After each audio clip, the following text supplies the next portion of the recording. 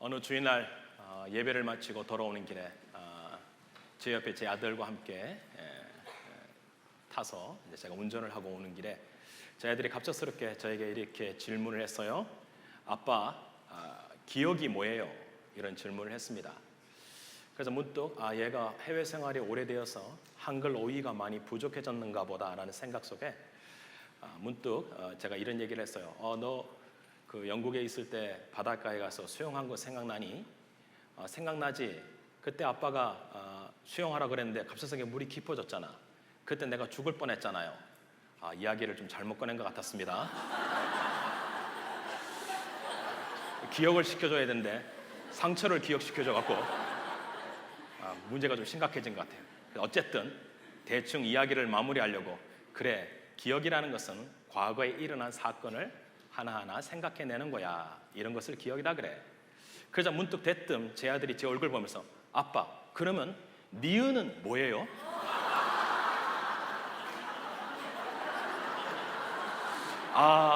그렇군요. 이 기억이 그 기억이 아니었는가 봅니다. 제 아들은 기억 니은이 무슨 뜻인지를 물어보았어요. 우리도 살다 보면 이렇게 잘못된 기억이 이렇게 새록새록 나지 않습니까? 이런 상처의 기억도 있겠지만 예수님 만났던 복된 기억, 즐거웠던 기억들이 다 여러분 안에 하나하나씩 다 있을 거라고 생각됩니다.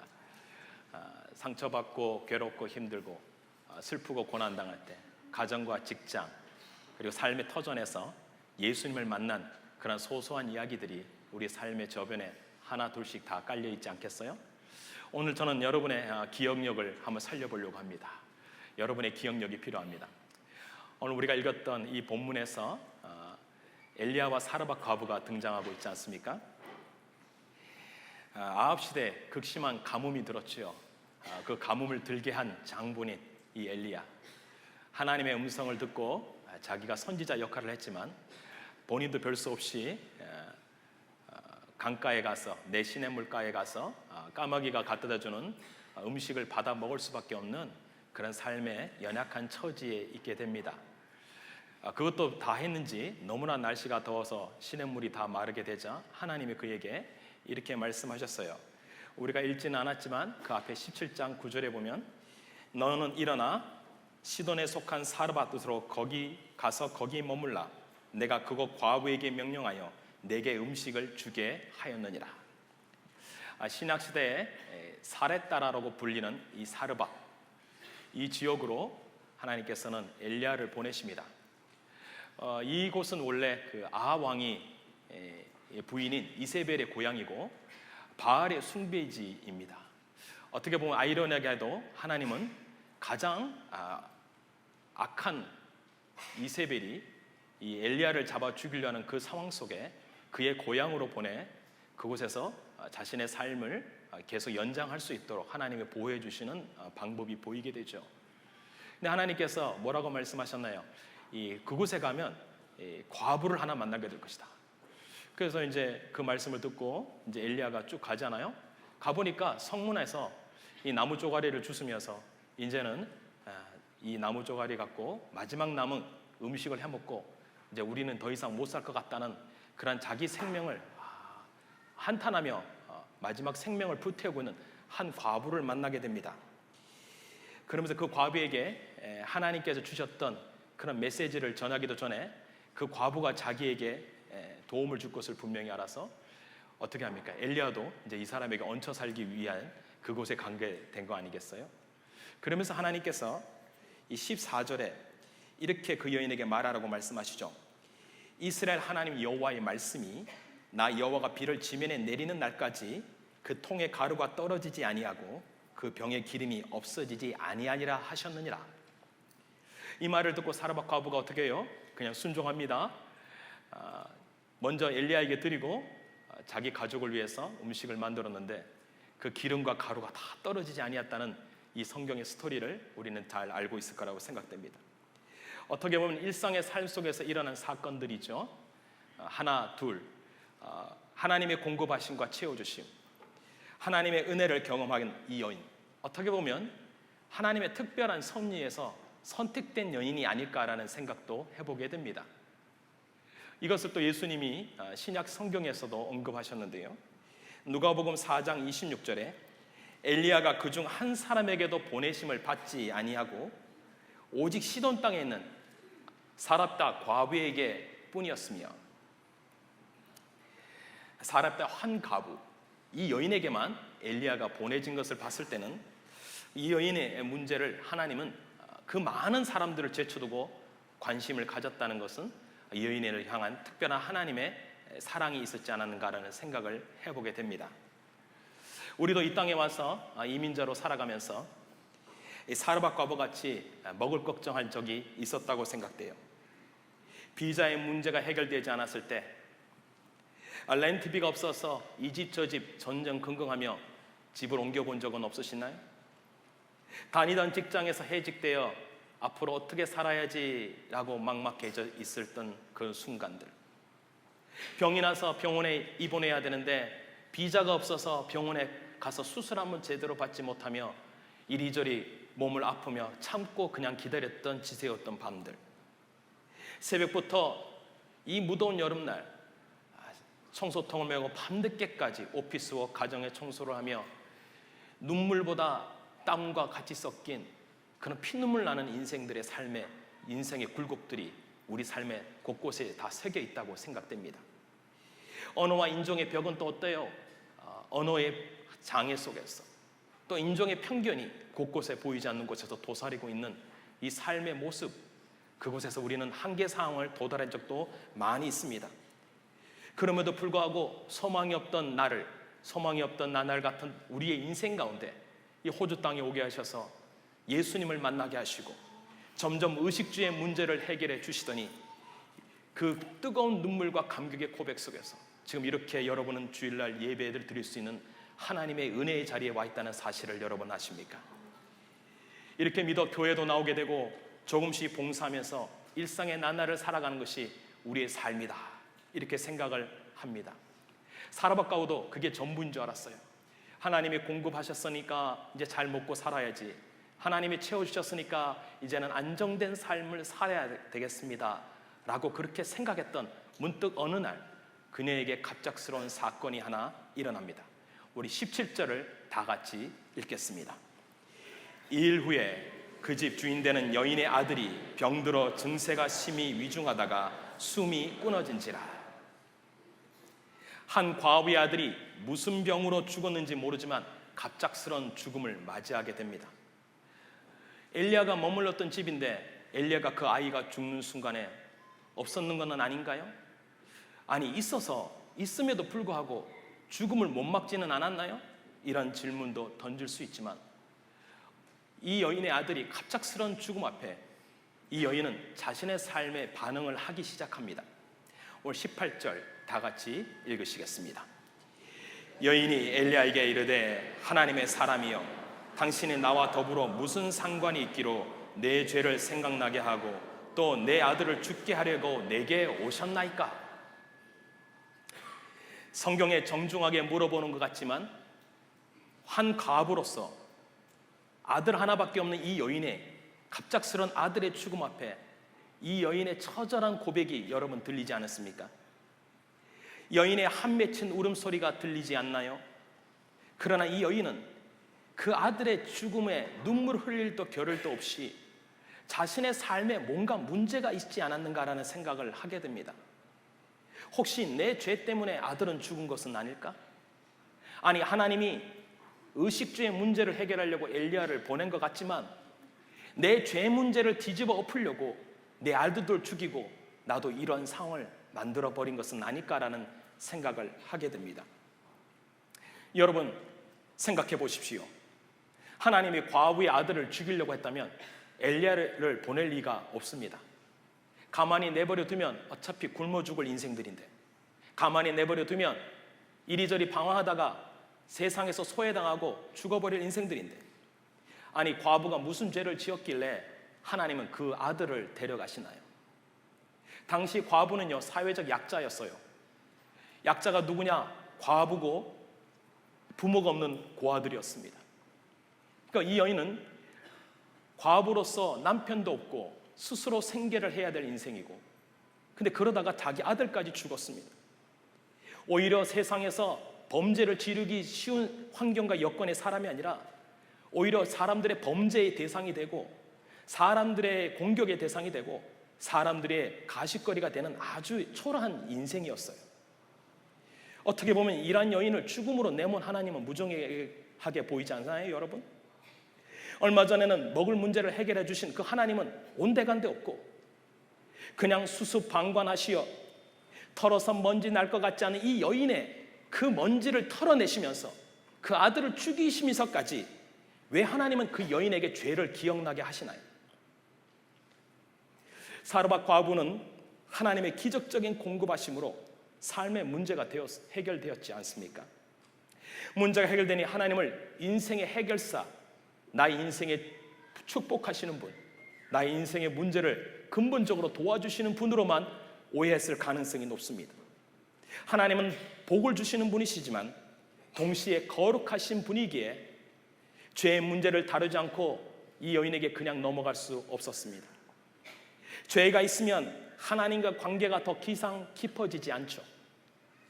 하나님은 그녀의 죄를 다루기 원하셨어요. 여인의 아들의 죽음 앞에 그 여인은 하나 둘씩 자신의 죄 목록이 살아난 것 같습니다. 기억력이 살아나자 자신이 죄인인 것을 안 겁니다. 이처럼 주님 만난 사람은 하나의 기억력이 살아나는데 그 기억력은 자기가 죄인이라는 사실이에요.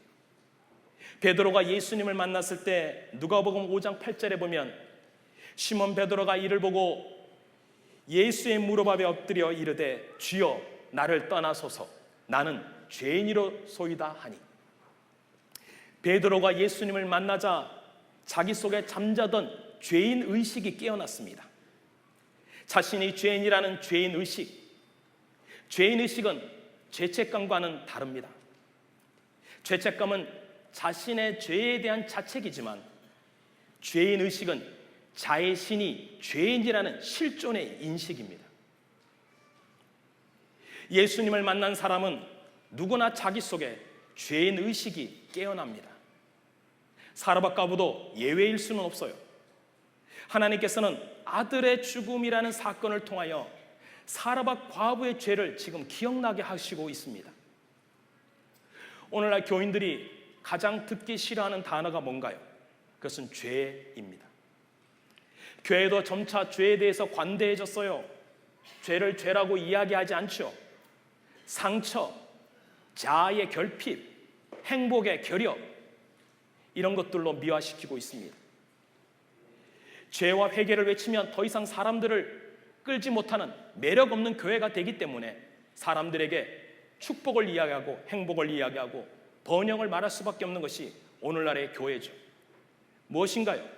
복음에다가 사람들이 물을 타기 시작한 겁니다. C.S. 루이스가 이런 얘기를 했어요. 죄와 회개를 전하지 않는 기독교를 물탄 기독교라고 한다. 즉, 죄, 지옥, 마귀, 구속 등의 어렵고 무서운 교리들을 전부 제쳐놓고 하늘에 속한 하나님이 계시니 만사 형통이라는 식을 가르치는 교회가 오늘날 물탄 기독교다. 무슨 말입니까? 교회가 기복적인 복음을 전해 성도들을 지금 물먹이고 있다는 얘기예요. 교회가 영원한 생수를 주어야 하는데 성도들에게 잘못 물을 주게 되고 성도도 잘못 물을 먹고 나서 그것이 전부인 양 살아가고 있다는 말입니다. 만약 사르밧 과부의 죄가 다루어지지 않은 채 만사 형통을 주시는 분, 본인의 인생의 문제 의식주만 해결해 주시는 하나님을 알았다면 그녀 역시 하나님을 제대로 몰랐을 겁니다. 이렇게 물을 먹고 살면요 어떻게 되느냐? 죄에 대해서 느슨해집니다. 요즘 죄에 대한 기준이 너무나 낮아졌어요. 죄의식 없는 사회가 되어가고 있지 않습니까? 나도 나만 그런 줄 아느냐? 남들도 다 그러는데, 다른 사람도 잘못이라고 말하지 않는데 너만 왜 그러느냐? 세상도 다 좋다고 하는데 왜 유독 그리스도인들은 그렇게 넓게 떠드느냐? 라고 반문할지도 모릅니다. 이들은 뭐예요? 죄의 기준을 상대적으로 두고 있기 때문이죠. 그러나 죄의 기준은 사람이 아닙니다. 사람이 아니고 하나님의 죄의 기준이세요. 하나님 보시기에 죄는 죄입니다. 과부가 얼마나 죄를 지었는지 생각해 보지만 우리의 기준으로 보아서는 안 돼요. 그래서 그 스펄전이 이런 말을 했잖아요. 우리가 어떤 때는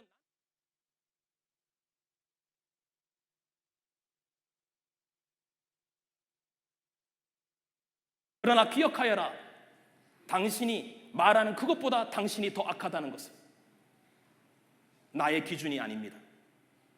사실 우리는 어떤 때 나는 죄인이에요. 내가 참 부족하죠. 그리고 자기의 죄를 깨닫고 탄식할 때도 있어요. 하지만 하나님이 보실 때 내 죄는요 훨씬 더 심각해요. 이런 점에서 작은 죄라도 여러분 허용해서는 안 됩니다. 하나님 앞에 죄의 경중은 상관없어요. 모든 죄는 십자가에 죽을 죄입니다. 지금 시대는요 요한계시록의 시대처럼 음료가 가득한 세상이 되었어요. 음란한 영이 충만하죠. 살짝 스쳐가는 생각, 영상, 이런 모든 관계가 하나님과의 관계를 막고 있어요. 죄가 우리 안방까지 들어왔지 않습니까? 영상 매체를 통하여 듣는 대부분의 이야기, 매스컴을 듣는 모든 이야기가 다 불륜이요, 삼각관계요, 가정 파탄이요, 사랑이라는 이름하에 가정을 붕괴시키는 이런 일들이 우리 곳곳에서 벌어지고 있다는 거예요. 그리스도인이라고 예외는 없습니다. 오늘 우리의 가정을 보십시오. 심각하게 몰락해가고 있지 않나요? 이러한 죄가 우리 가운데도 있는데도 불구하고 혹시 아무런 일이 일어나지 않는다고 대해서 혹시 불안해하지 않으십니까? 불안해하면 괜찮아요. 하나님의 자녀란 증거가 될 수도 있습니다. 하지만 불안해하지 않는다면 하나님과 상관없다는 뜻이겠죠? 하나님이 침묵하고 있는 것에 계속 불안한 감정이 든다면 여러분 영적으로 해결해야 합니다. 죄를 다루고 있지 않다가 조마조만하게 가슴 떨고 있다가 어떤 사건이 터지면 드디어 일어날 일이 일어났구나. 그렇게 생각한 분은 없으세요? 죄를 다루지 않고 죄책감으로 살다가 하나님 왜 이러세요? 내게 이런 사건을 주시나요? 라고 하나님께 문제의 근원을 떠넘기고 있지는 않나요?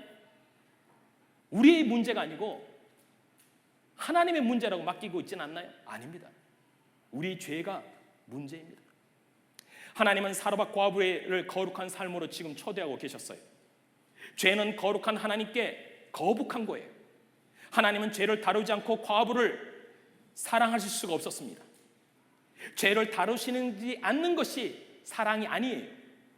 하나님은 자녀들이 거룩해지기를 원하셨어요. 그러니까 어떻게 보면 죄를 깊숙이 숨겨두고 발견되지 않았으니 오늘 우리는 이 자리에 와서 아무런 일이 없듯이 예배를 드릴 수 있고 밖에서는 신자라는 이름을 듣고 우리의 일상의 삶으로 들어갑니다. 하나님이 사르밧 과부처럼 나를 축복하셨고 의식주의 문제도 없으니 조용히 신앙생활하고 죄의 문제만을 건들지 않고 조용하게 교회를 다닐 수도 있어요. 그러나 누가 진정한 신자입니까? 십자가 밑에서 죄가 다루어진 그 사람이 진정한 신자가 아닌가요? 십자가를 통과한 그 사람이 철저히 자신이 죄인임을 깨닫는 그 순간에 자기가 하나님의 자녀란 것을 발견하지 않나요? 죄를 소홀히 다루면 영적으로 위험해지기 때문이에요.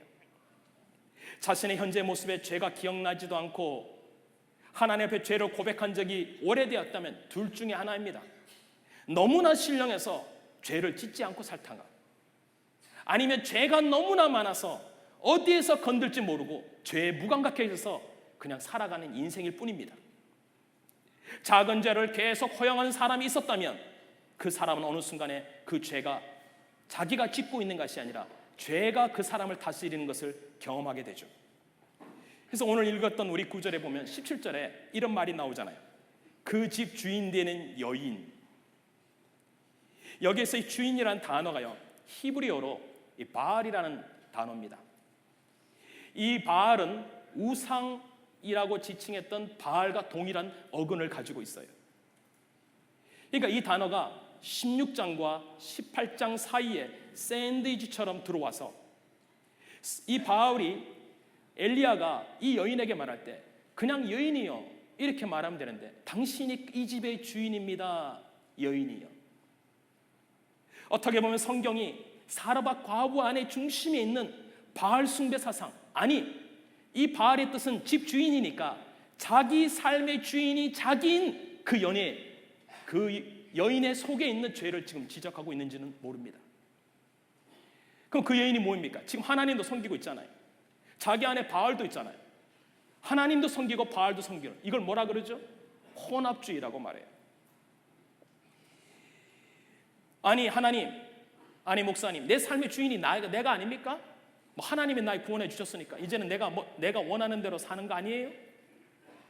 내가 열심히 자수 성가하고 내가 원하는 대로 인생도 펼쳐보고 내 열심을 다하여 살았는데 내 삶의 주인이 내가 돼야지, 내 삶의 주인이 바알이 돼야지, 그렇게 말할 분도 있다고 생각됩니다. 당연한 것처럼 들리지만 이게 자기 중심성이고 자기 애라는 거 여러분 아세요? 자기 중심적으로 사는 신자는요, 마음이 점점 굳어져요. 영적으로 무감각해지죠. 죄에 대해 경계하지 않는 마음, 더 나아가 하나님의 은혜를 헛되이하는 그런 일까지 벌입니다. 이것이 오랫동안 되면요, 습관적인 죄가 되죠. 습관적인 죄가 되면요, 죄의 뿌리를 내고 집을 짓습니다. 죄를 지을 때마다 죄가 좋아하는 환경을 만들어주고, 그러니까 죄가 그 양식을 먹고 나서 뭡니까? 그 토양 양분을 먹고 나서 죄가 점점 자라게 되는 거예요. 그러니까 죄가 성장하니까 힘이 세지죠? 강해지죠? 그리고 죄의 지배력이 점점 커져가지 않습니까?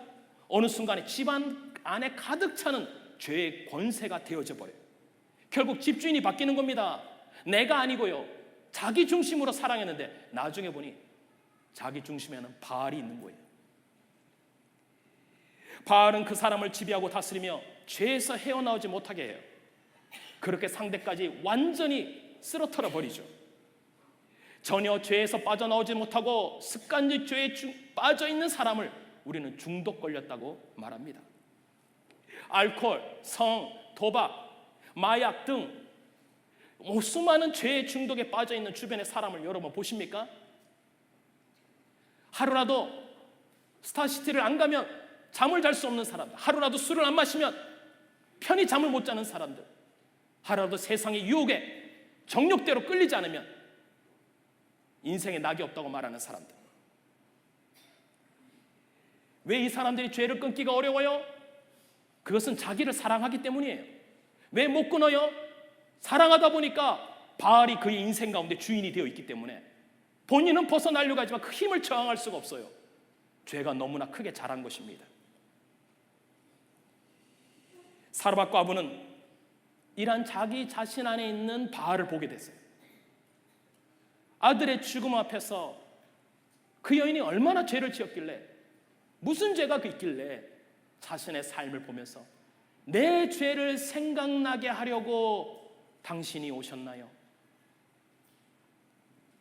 아들의 죽음 앞에 자신의 문제가 하나 둘씩 벗겨져가는 이 여인의 모습을 보세요. 자신의 기억의 통로를 비추어 봤습니다. 어두운 터널 속에 있는 자신의 영혼의 상태를 보았어요. 엘리야가 단락에 올라가서 그 아들을 위하여 기도하고 있는 동안 뭐 했을까요? 이 여인이 죄를 깨닫는 게 분명하다면 회개하지 않았겠습니까?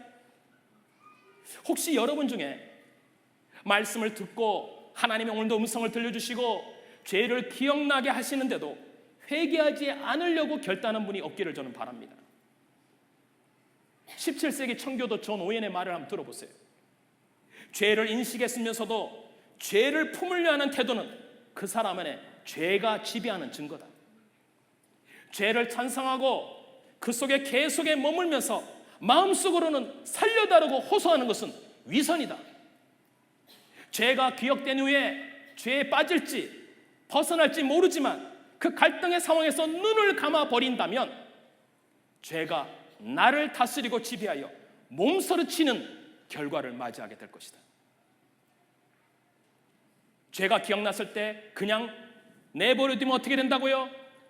끝이 좋지 않다는 얘기입니다. 사람이 오늘도 번영하고 잘되고 인생이 축복받은 것 같지만 결말을 보십시오. 어떤 분의 결말을 보십시오. 마지막이 어떻게 끝납니까? 욕심이 잉태하고 죄가 낳고 죄가 자랑하여 사망을 낳는 이치와 똑같아요. 이러한 죄를 처리하지 않으면 안 됩니다. 그래서 이 죄가 나를 주장하지 못하도록 어떻게 해야 합니까? 바울은 로마서 6장 14절에 이러한 대안을 성경을 통하여 제시합니다. 죄가 너희를 주장하지 못하리니 이는 너희가 법 아래 있지 아니하고 은혜 아래에 있습니다. 죄의 뿌리가 너무나 강하지만 우리가 은혜 아래에 있기에 죄의 지배를 극복할 수 있다는 복음 아니겠어요? 죄의 지배력이 있지만 이를 죽이기 위해 은혜 아래에 있으면 된다. 은혜의 환경에 나를 내어놓으면 된다. 은혜의 단비가 내릴 때 내 영혼을 그곳에서 온전히 엎드리면 된다. 은혜의 보좌 앞으로 나아간다는 바울의 고백 아니겠습니까? 은혜의 보좌 앞에 나가 우리의 모든 죄를 회개할 때 죄의 권세가 하나 둘씩 벗겨지면서 죄의 짐이 하나하나 둘씩 나를 통해 떨어져 나가면서 그때부터 백성은, 성도는 자유함을 얻게 됩니다. 사랑하는 성도 여러분, 자신의 죄를 언제 직시해 보셨나요? 오늘 일어나는 인생의 문제들 앞에 혹시 내 죄의 문제라고 생각해 본 적은 없나요? 사람을, 시선을 의지하지 마시고 지금 거울이 있다고 생각해 보세요. 오늘 주님 앞에 서 있다고 생각해 보세요. 자신의 삶을 한번 주님 앞에서 정직하게 한번 고백해 보세요. 이제껏 내가 살아왔던 생각과 행동과 말은 어떻게 살아왔는지, 나는 지금 어떤 삶을 살아가고 있는지 한번 살펴보시라고요. 현재 삶에 만족하고 계십니까? 오늘 예수님 없이 죄의 고로통에 사는 그 삶이 좋습니까? 죄에 대해 무감각해져서 죄 중에 뒹굴고 있지는 않나요? 정욕과 우상 숭배에 빠져 있지는 않습니까? 한 번이라도 좋으니 여러분 자신에게 솔직해 보세요. 여러분의 내면의 영혼을 한번 들여다보세요. 이렇게 멋있고 거룩하게 앉아있지만 내 내면의 밭은 어떻게 되고 있는가? 나는 오늘도 봉사하고 있지만 내 영혼은 언제 하나님 앞에 끼어져 본 적이 있는가? 왜 우리의 삶이 이렇게 이그러지고 왜곡되어 있나요? 바로 우리의 삶 가운데 죄를 기억하고 하나님 앞에 회개하지 못한 삶의 결과는 아닌가요? 사랑하는 여러분, 자신의 죄가 생각난다면요, 어떻게 해야 되나요? 하나님께 달려가야 합니다. 그분의 자비에 모든 것을 맡겨야 합니다. 하나님께서는 오로지 여러분을 위하여, 여러분의 죄를 위하여 사랑하신 독생자를 이 땅에 보내시고 십자가에 달려 죽게 하심으로 우리의 모든 죄값을 치르신 사실을 여러분 믿으신다면 그분께로 돌아가면 다시 살아날 것입니다. 그분께 돌아가면 죄의 지배가 벗어나고 하나님의 은혜가 지배할 줄 믿습니다. 바로 우리는 죄 아래 있지 않습니다. 하나님은 이 죄 아래에서 벗어난 그 사람을 또 부르셔서 계속적인 변화를 시키기를 원하시죠. 하나님은 그 성도가 죄를 깨닫는 것으로 끝나지 않습니다. 하나님의 사람 되기를 원하세요. 하나님의 증인으로 바꾸기를 원해서 그 사람을 연단시키는 게 하나님의 방법입니다. 우리 20절 다 같이 읽겠습니다. 여호와께 부르짖어 이르되 내 하나님 여호와여, 주께서 또 내가 우고하는 집 과부의 재앙을 내리사 그 아들이 죽게 하셨나이까 하고, 이 본문을 보면 하나님은 엘리야를 편히 숨어 지내도록 하시지 왜 문제를 만드시는가라는 의문이 생깁니다. 엘리야가 숨어 몇 년 동안 편안하게 있다가 바알과 아세라 선지자들과 싸우는 갈멜산으로 올라가면 되지 왜 하나님은 이런 문제를 만들어서 내 인생을 외롭게 힘들게 만드는가? 지금 엘리야도 이 문제에 답이 없었는지 하나님 왜 이런 비극을 허락하셨습니까? 왜 재앙을 내리셨나요? 트래지디. 하나님은 성도의 삶에 비극을 허락하실 때가 있어요. 우리가 볼 때 비극이지만 자세히 보면 하나님의 의도가 있다는 걸 여러분 아세요? 이 사르밧이라는 단어가요, 이 히브리어 원문으로 보면요, 이게 짜라프라는 단어가 되는데, 이 짜라프라는 단어의 뜻이 뭐냐면 용광로에 넣어서 연단하여 재련하다는 뜻이에요. 그러니까 어떻게 보면 하나님이 그 많은 도시 중에서 사르밧이라는 곳으로 갔다는 얘기가 뭘까요?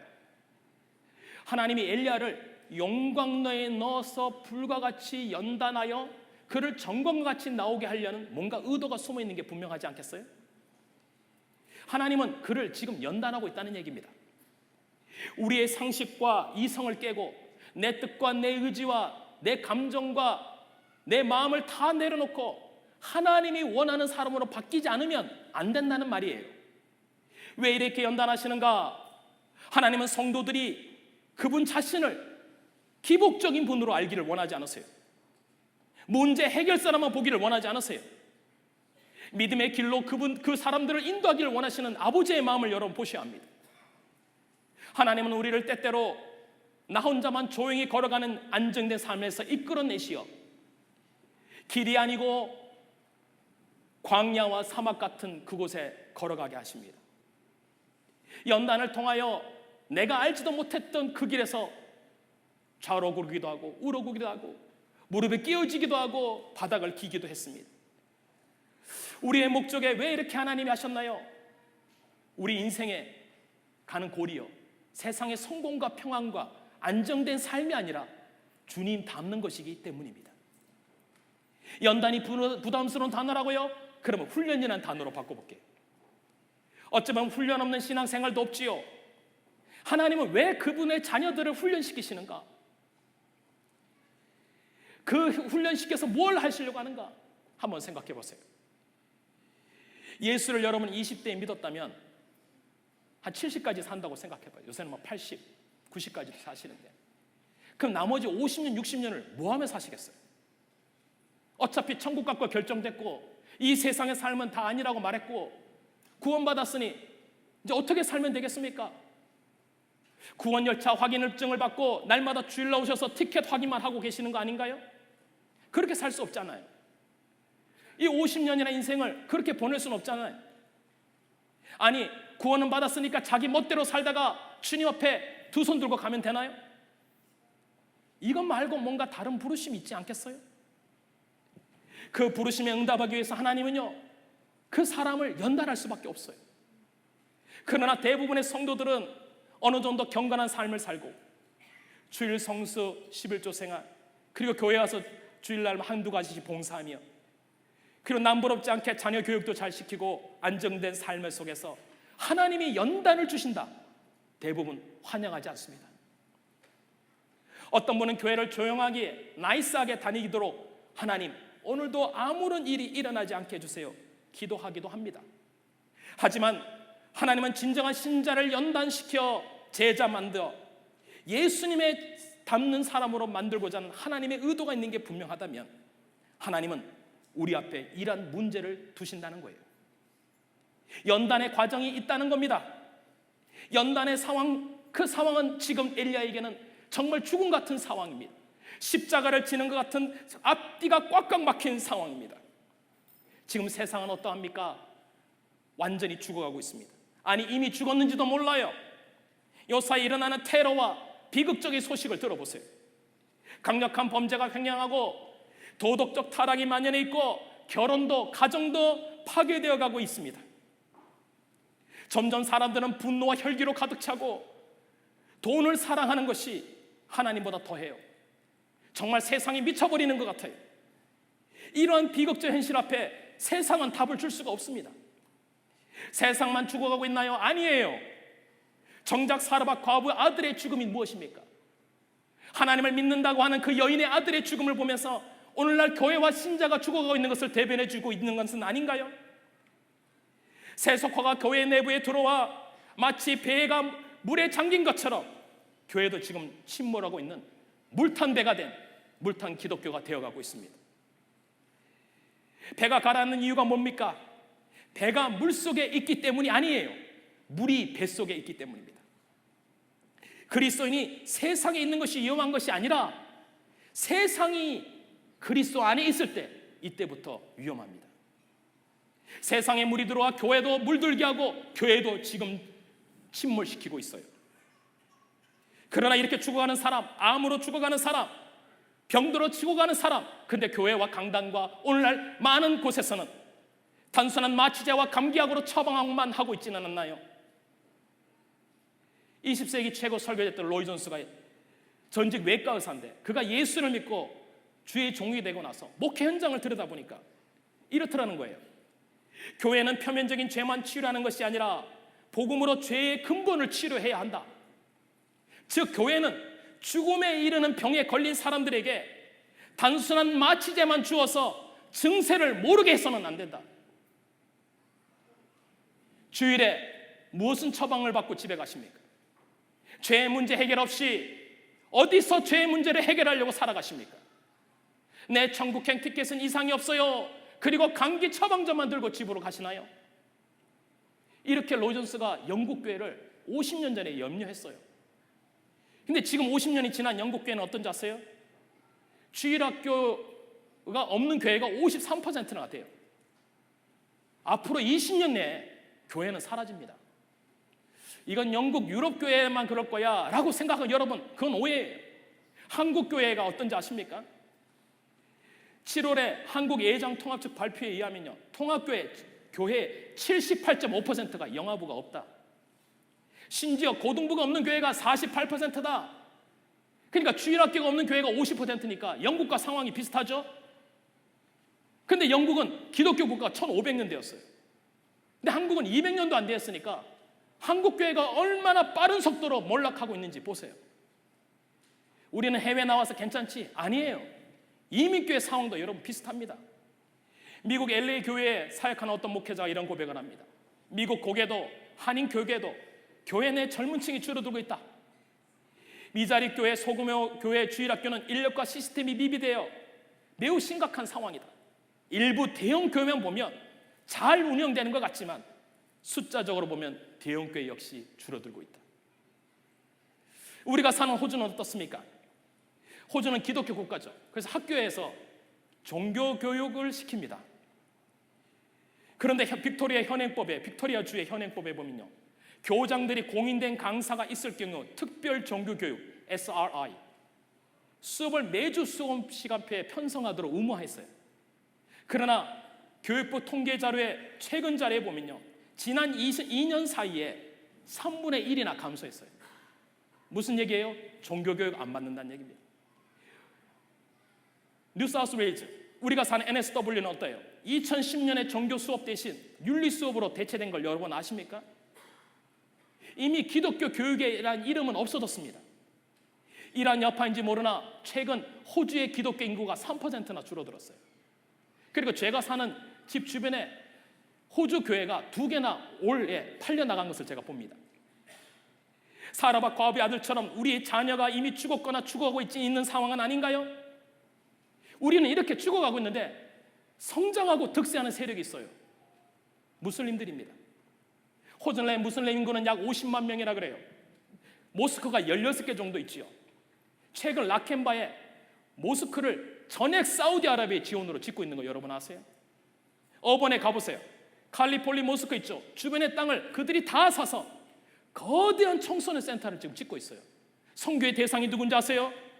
2세를 지금 그들도 타겟으로 바라보고 있어요. 근데 놀라운 사실은 영국과 유럽과 미국 지역에 기독교에서 무슬림으로 개종해, 그러니까 무슬림으로 개종된 사람의 80%가 기독교인이더라. 그러니까 무슬림이 누가 되느냐? 일반 사람이 되는 게 아니고 예수 믿었던 사람, 예수 믿는 자녀들이 무슬림 되어가고 있어요.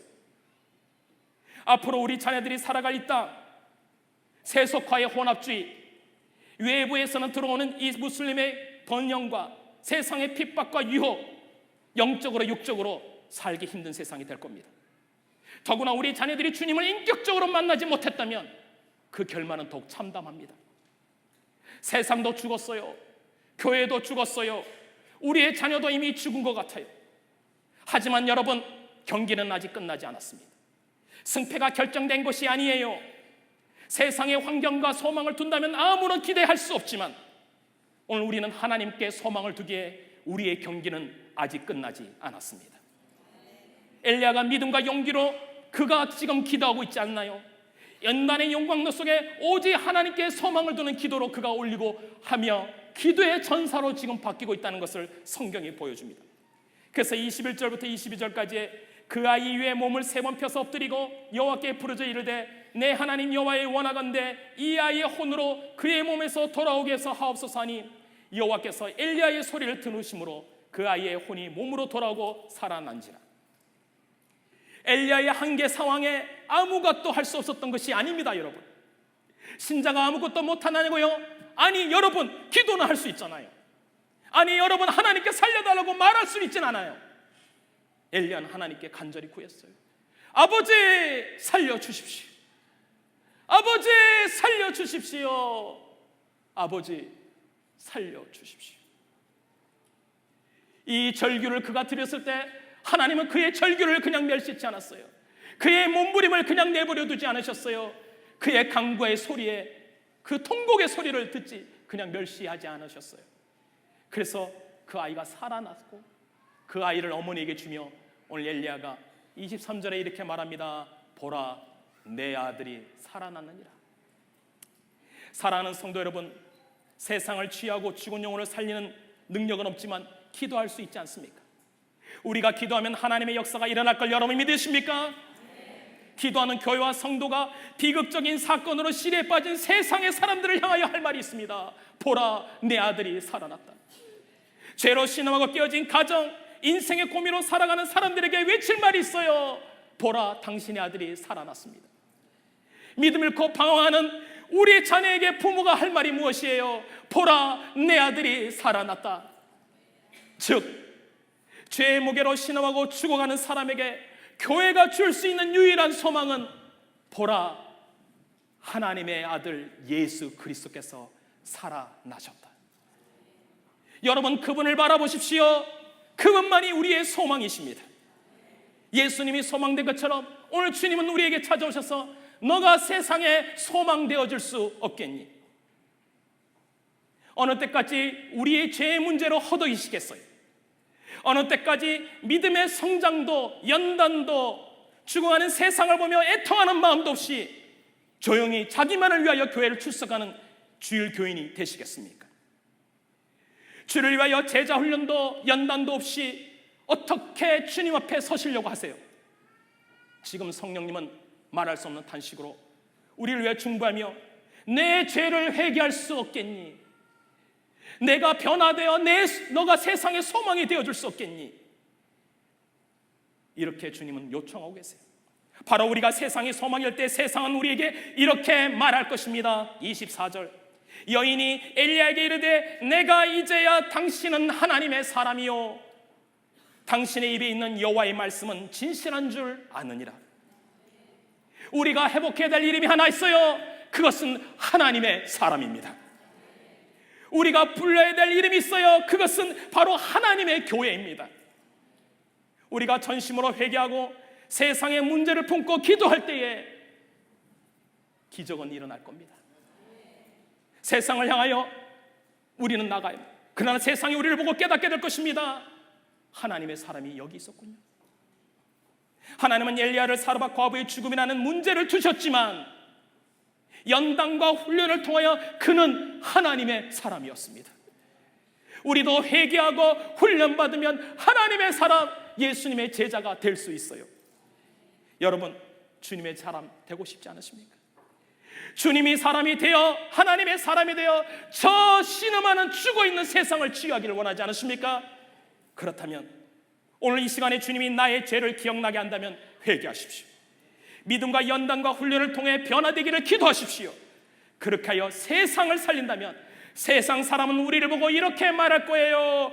당신은 하나님의 사람이요 하나님의 말씀은 진실하십니다. 당신은 하나님의 제자요 당신은 하나님의 사람입니다. 하나님은 살아 계십니다. 이러한 역사가 우리 삶에 일어나기를 주님의 이름으로 축복합니다.